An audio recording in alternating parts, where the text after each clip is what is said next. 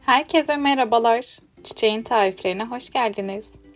Bugün sizlere yapıp denedikten sonra favoriniz olacak şahane bir kurabiye tarifi vermek için geldim.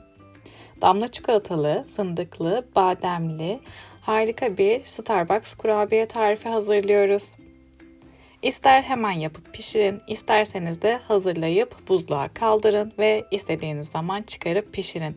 Şahane bir tarif olacak. Hadi hemen başlayalım. Kurabiyemiz için 150 gram yağ kullanıyoruz. Yağlar oda sıcaklığında olması gerekiyor. Ben 100 gramını margarin, 50 gramını da tereyağı olarak ayarladım. Siz isterseniz tamamını tereyağı ya da tamamını margarin olarak kullanabilirsiniz. Ama mutlaka oda sıcaklığında olması gerekiyor. Şimdi yoğurma kabının içerisine 2 tane yumurta sarısını ilave ediyorum ve yağlar ile birlikte güzelce karıştırıyorum.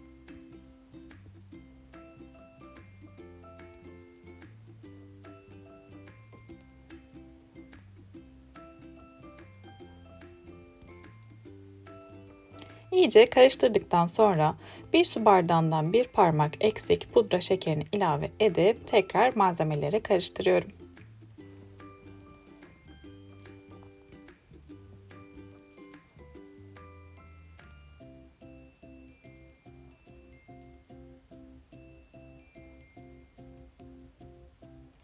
Bir yemek kaşığı su.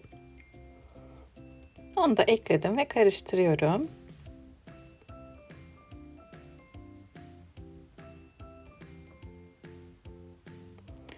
Bir paket şekerli vanilini de ilave ediyorum içerisine.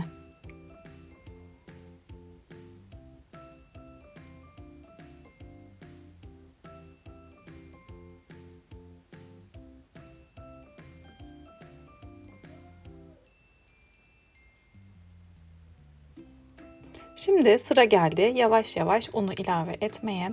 Toplamda 2,5 su bardağı un kullandım. Fakat kontrollü eklemekte fayda var. Ele yapışmayan bir hamur elde etmemiz gerekiyor. Yarım pakette hamur kabartma tozunu ilave ettim ve karıştırmaya devam ediyorum. Un miktarını siz kullandığınız yağ ve yumurtaya göre de ayarlayabilirsiniz. Yaklaşık 2-2,5 su bardağı unu kaldıran bir hamur elde etmiş oluyoruz.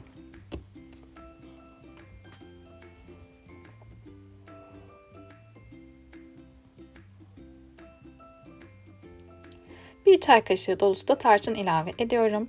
Eğer tarçın sevmiyorsanız daha az kullanabilirsiniz. Çok güzel bir aroma, lezzet veriyor ama çok da fazla katmayın. Kurabiyenin lezzetine tarçın kapmasın. Unun kalanını da ilave ederek hamuru yoğurmaya devam ediyorum.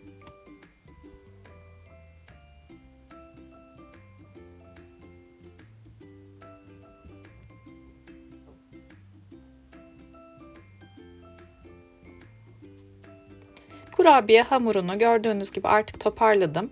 Ele yapışmayan yumuşak kıvamlı güzel bir kurabiye hamuru elde etmiş olduk. Şimdi sıra geldi çikolata ve diğer malzemeleri eklemeye. Bir çay bardağı damla çikolata ilave ediyorum kurabiyenin içerisine. Yarım su bardağı kadar badem ve yarım su bardağı da fındık ilave ediyorum. Ben kuru yemişleri biraz irice doğradım. Siz isterseniz daha küçük parçalar haline doğrayabilirsiniz ya da rondodan çekip ekleyebilirsiniz. Şimdi son olarak bütün malzemeleri güzelce karıştırıyorum ve artık kurabiye hamurumuz hazır. Kurabiye hamuruna rulo şeklini vereceğim. Şimdi bir tahtanın üzerine aldım. Şöyle hafif hafif yuvarlayarak bir yandan da elimle sıkıştırıp şeklini düzelterek güzel rulo şeklinde bir hamur elde ediyorum. Kurabiye hamuruna şeklini verdikten sonra bir yağlı kağıdın içerisine alacağım ve buzluğa kaldıracağım. Ben kurabiyeyi hemen pişireceğim için yağlı kağıdın içerisinde buzluğa alıp yarım saat buzlukta dinlendireceğim. Eğer kurabiyenizi uzun süre buzlukta muhafaza edecekseniz mutlaka streç film ile sarın ve o şekilde istediğiniz kadar buzlukta muhafaza edebilirsiniz. Buzluktan çıkarıp bir 10-15 dakika dinlendirirseniz de sonrasında doğramanız daha kolay olacaktır.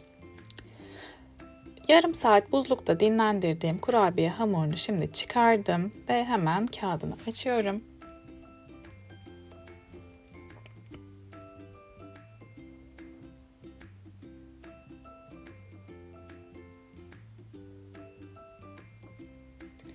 Kurabiyemi tahtanın üzerine aldım ve şimdi keskin bir bıçak yardımıyla ince dilimler halinde kurabiyeyi dilimliyorum.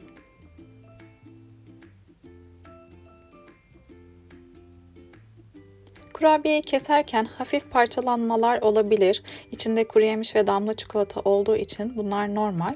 Elinizle hafif bastırarak düzeltip şekil vermeniz yeterli olacaktır. Şöyle yakından da göstereyim size. İçi dolu dolu nefis bir kurabiye oluyor kesinlikle.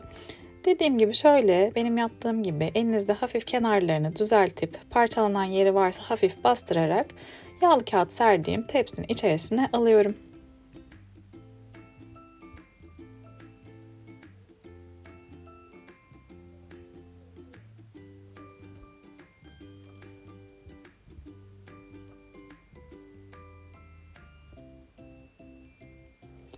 Kalan kurabiyeleri de dilimledim ve onları da tepsinin içerisine alıyorum.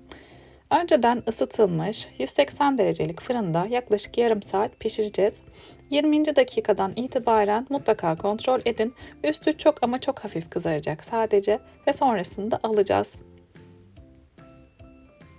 Ve gördüğünüz gibi artık kurabiyelerimiz pişti ve hazır. Size hemen yakından da göstermek istiyorum bu nefis kurabiyeleri. İçi dolu dolu, damla çikolatalı, fındıklı, bademli, nefis bir Starbucks kurabiyesi hazırlamış olduk. Orijinal tarifini aratmayacak lezzette ve uzunca bir süre asla bayatlamayan bir kurabiye tarifi oluyor. Özellikle kahvenin yanına çok yakışıyor. Çayın yanında da şahane oluyor. Kesinlikle denemenizi tavsiye ettiğim kurabiye tariflerinden bir tanesi. Eğer beni buraya kadar izlediyseniz ve hazırladığım tarifi beğendiyseniz videoyu beğenmeyi, hazırladığım bu damla çikolatalı, bol kuru yemişli kurabiye tarifini denerseniz de denedikten sonraki yorumlarınızı benimle paylaşmayı lütfen unutmayın. Kanalıma abone değilseniz kanalıma abone olup bildirim zilini de tümü olarak ayarlarsanız çok ama çok sevinirim. Şimdiden kurabiye tarifimi deneyecek herkese afiyet olsun diyorum. Yeni tariflerde, yeni videolarda görüşmek dileğiyle. Hoşça kalın.